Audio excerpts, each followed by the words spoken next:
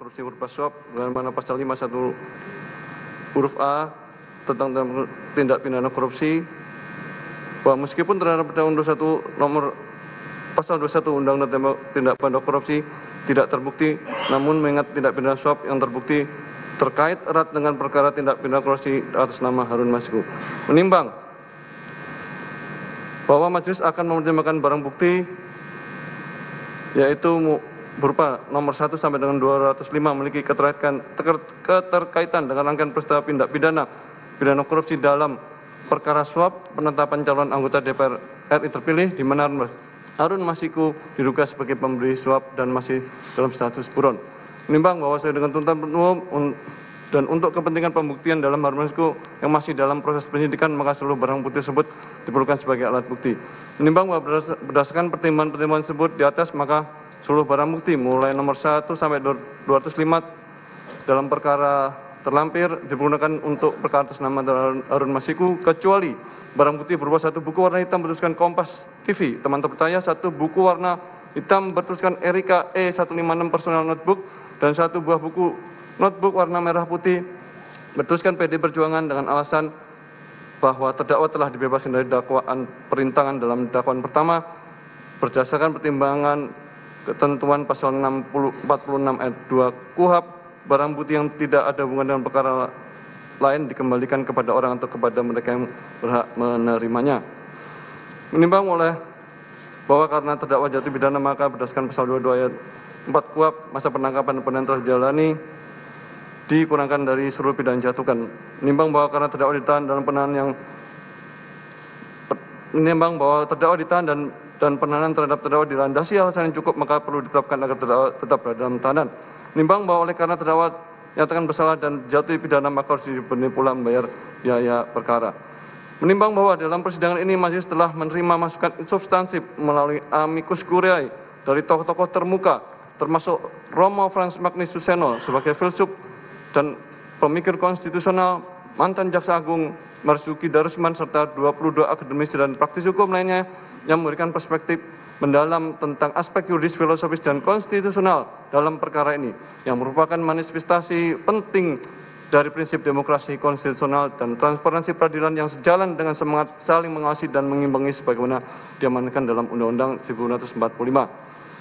Menimbang bahwa amicus curiae telah mengangkat permasalahan substantif dalam perspektif sosio-legal yang memerlukan perhatian serius dari majelis, khususnya tentang kekhawatiran tentang kemungkinan politically motivated prosecution, timing dan motivasi penuntutan yang dapat mempengaruhi persepsi keadilan, pentingnya menjaga independensi peradilan dari tekanan politik, kompleksitas hukum pidana dalam perkara korupsi, serta dampak putusan terhadap kepercayaan publik dan kelangsungan demokrasi di Indonesia yang menunjukkan kepedulian mendalam terhadap supremasi hukum dan demokrasi konstitusional. Menimbang bahwa majelis mengapresiasi semangat kepedulian konstitusional yang ditunjukkan para tokoh dalam amicus curiae dan menegaskan bahwa independensi peradilan yang sejati bukan berarti isolasi dari keprihatinan sah masyarakat, melainkan kemampuan untuk mengambil keputusan yang objektif, tidak memihak dan berdasarkan hukum tanpa terpengaruh oleh tekanan politik, kepentingan golongan atau motivasi di luar pencarian kebenaran dan keadilan, di mana majelis telah menerapkan prinsip dalam keraguan menguntungkan terdakwa tidak hanya terhadap fakta-fakta substantif, tapi juga terhadap aspek-aspek prosedural. Menimbang bahwa dalam memeriksa perkara ini majelis telah menerapkan standar analisis yang ketat terhadap setiap dakwaan, di mana dakwaan 1 mengenai kepentingan perintangan penyidikan, majelis telah melakukan analisis terhadap karakteristik delik material versus delik formil, aspek temporal yang berkaitan dengan perbedaan antara penyelidikan dan penyidikan, serta persyaratan ketat konkret dalam delik material yang pada akhirnya berkontribusi pada keputusan majelis untuk membebaskan terdakwa dari dakwaan tersebut karena tidak terpenuhi unsur-unsur secara temporal dan material. Menimbang bahwa sebaliknya, keputusan majelis untuk menyatakan terdakwa terbukti bersalah dalam dakwaan gudang suap didasarkan pada terpenuhi seluruh unsur dakwaan secara sah dan melalui minimal 2 alat bukti yang valid dan keyakinan majelis yang diperoleh melalui proses pemeriksaan yang objektif dan komprehensif, di mana majelis menganalisis secara komprehensif unsur-unsur penyertaan, kualitas alat bukti komunikasi elektronik, dan standar pembuktian kesengajaan dalam konteks tindak pidana korupsi yang menunjukkan bahwa majelis benar-benar independen dan objektif dalam menilai setiap aspek perkara tanpa terpengaruh oleh tekanan dan opini dari pihak manapun. Menimbang bahwa Majelis menyampaikan penghargaan mendalam atas kontribusi substantif yang telah diberikan melalui amicus curiae dan menegaskan bahwa seluruh masukan tersebut telah menjadi pertimbangan integral dalam proses pengambilan keputusan, bukan sekedar sebagai referensi tambahan, melainkan sebagai masukan penting untuk memastikan bahwa putusan yang dijatuhkan benar-benar mencerminkan nilai keadilan konstitusional, keadilan prosedural, dan kesetaraan substantif yang menjadi fondasi sistem peradilan dalam negara hukum demokratis, dengan tetap menghormati semangat pencarian keadilan yang disampaikan oleh para tokoh melalui amicus curiae, dan berharap bahwa putusan ini dapat memberikan kontribusi akademik sebagai bentuk menjaga prinsip proses hukum yang adil dan menjunjung tinggi integritas peradilan pidana di Indonesia agar terwujudnya negara hukum yang demokratis. Mengingat pasal 5 ayat 1 Undang-Undang Tindak Pidana Korupsi, junto pasal 5 ayat 1 ke 1 KUHP, junto pasal 64 ayat 1 KUHP, dan Undang-Undang Nomor 48 Tahun 2009 tentang Kekuasaan Kehakiman, Undang-Undang Nomor 8 Tahun 1991 tentang Hukum Acara Pidana, serta peraturan perundang-undangan lainnya yang mengadili berkaitan dengan perkara ini. Mengadili: 1. Menyatakan terdakwa Hasto Kristianto tidak terbukti secara sah dan menyatakan bersalah melakukan tindak pidana sebagaimana dalam dakwaan ke-1, dan oleh karena itu membebaskan terdakwa dari dakwaan ke-1 tersebut. 2. Menyatakan terdakwa Hasto Kristianto terbukti secara sah dan menyatakan bersalah melakukan tindak pidana turut serta melakukan tindak pidana korupsi berupa pemberian suap secara bersama-sama dan berlanjut sebagaimana dalam dakwaan kedua alternatif pertama. Menjatuhkan pidana kepada terdakwa Hasto Kristianto dengan pidana penjara selama 3 tahun dan 6 bulan dengan pidana denda sebesar 250 juta dengan ketentuan apabila denda tidak dibayar diganti dengan pidana kurungan selama 3 bulan. Menetapkan masa penangkapan dan penahanan telah jadi terdakwa dikurangkan pidana yang dijatuhkan, menetapkan terdakwa tetap ditahan, menetapkan barang bukti dari nomor 1 sampai 205 digunakan dalam perkara atas nama Terang Harun Masiku, kecuali 1 buah buku warna hitam bertuliskan Kompas, 1 buku warna hitam bertuliskan Erika E156 personal notebook, 1 notebook warna merah putih bertuliskan PD Perjuangkan dikembalikan kepada terdakwa. Membebankan kepada terdakwa untuk membayar perkara sebesar Rp7.500. Demikian diputus dalam sidang permusyawaratan Majelis Hakim Pengadilan Tindak Pidana Korupsi pada Pengadilan Negeri Jakarta Pusat pada hari Senin 21 Juli 2005 oleh Rosramanto SHMH selaku Hakim Ketua, Sunoto SHMH, dan Hakim Ad hoc Tindak Pidana Korupsi Dr. Sigit Herman Binaji SHMH masing-masing sebagai hakim anggota, yang diucapkan dalam sidang terbuka untuk umum pada hari Jumat 25 Juli 2005 oleh Hakim Ketua dengan didampingi para hakim anggota tersebut, dibantu oleh Panitera Pengganti Pengadilan Negeri Tindak Pidana Korupsi pada Pengadilan Negeri Jakarta Pusat setelah dihadiri oleh penuntut umum pada Komisi Pemberantasan Korupsi dan terdakwa didampingi dengan para penasihat hukumnya. Demikian putusan yang dijatuhkan Majelis Hakim. Atas putusan ini saudara terdakwa mempunyai hak: 1. Menerima putusan. 2. Menolak dengan mengajukan upaya hukum. 3. Berpikir pada waktu 7 hari. Apabila tidak menentukan sikap dalam 7 hari, dianggap menerima putusan. Ketentuan yang sama berlaku juga untuk penuntut umum. Dengan berakhirnya pembacaan putusan ini, maka kewajiban Majelis Hakim untuk memeriksa dan mengadili perkara ini telah selesai. Dengan demikian sidang nyatakan ditutup.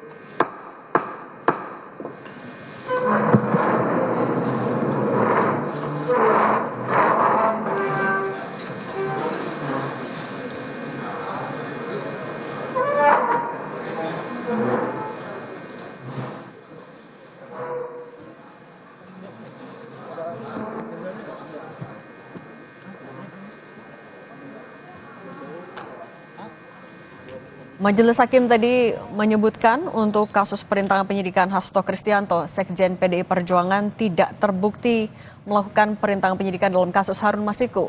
Sementara untuk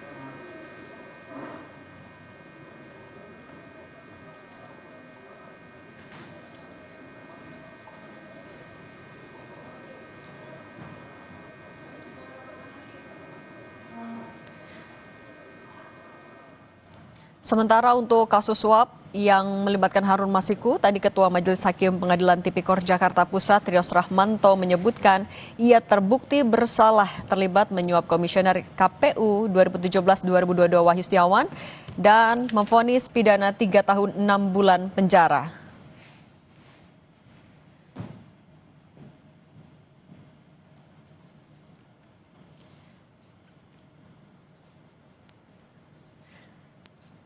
Sesuai yang tadi disampaikan juga oleh Majelis Hakim, Hasto Kristianto diberikan opsi untuk mengambil langkah hukum selanjutnya atau menerima putusan dari hakim, atau yang terakhir adalah pikir-pikir terlebih dahulu.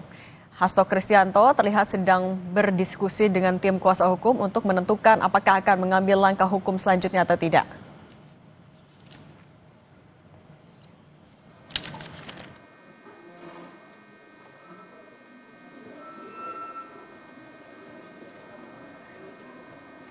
Sebelumnya, Sekjen PDI Perjuangan Hasto Kristianto dituntut 7 tahun penjara dalam kasus yang melibatkan Harun Masiku. Ia ditetapkan sebagai tersangka pada akhir 2024 dan ditahan sejak 20 Februari 2025 untuk kepentingan pemeriksaan atau penyidikan.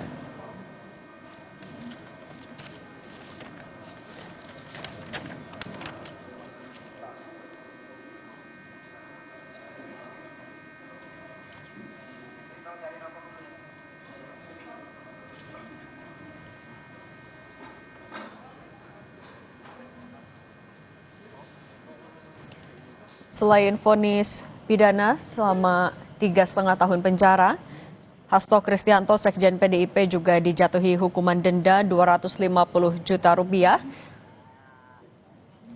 dengan subsidiar 6 bulan penjara.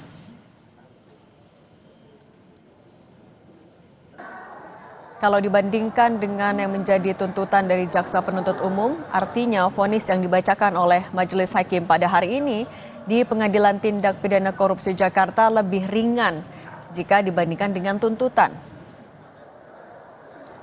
Langkah hukum selanjutnya yang akan diambil oleh Hasto Kristianto, tadi kalau disampaikan oleh Majelis Hakim ada 3. Yang pertama adalah menerima putusan, kedua mengambil langkah hukum lanjutan, atau ketiga akan pikir-pikir terlebih dahulu.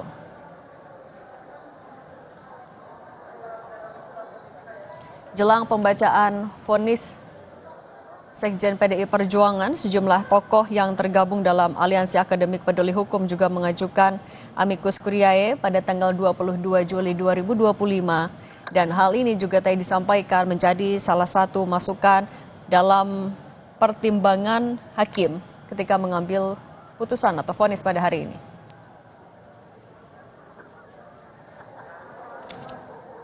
Majelis Hakim menetapkan Hasto Kristianto tidak terbukti melakukan perintangan penyidikan seperti dalam dakwaan pertama, sehingga diperintahkan agar Hasto Kristianto harus dibebaskan dari dakwaan. Hal ini disampaikan Majelis Hakim setelah menimbang keterangan saksi dan alat bukti yang ditunjukkan selama rangkaian persidangan. Sementara kalau untuk dugaan kasus suap kepada Komisioner KPU, ia dijatuhi pidana 3 tahun 6 bulan dan denda 250 juta rupiah, subsidiar 3 bulan penjara. Sejumlah alat bukti tadi disampaikan salah satunya adalah notebook dikembalikan kepada Hasto Kristianto.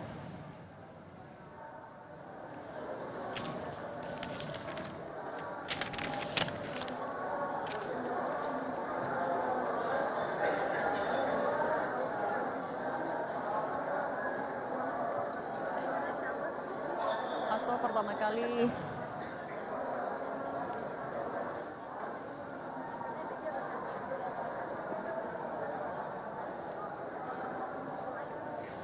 Komisi Pemberantasan Korupsi sebelumnya resmi menetapkan Hasto Kristianto sebagai tersangka sejak akhir 2024. Ia juga ditahan sejak 20 Februari 2025 untuk kebutuhan pemeriksaan dan penyidikan.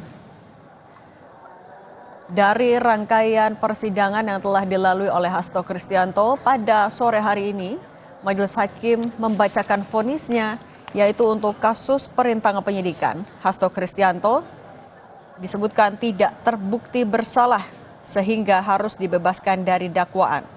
Sementara untuk kasus suap yang melibatkan Komisioner KPU Wahyu Setiawan, Hasto Kristianto divonis 3 tahun 6 bulan penjara, denda Rp250 juta, subsidi 3 bulan.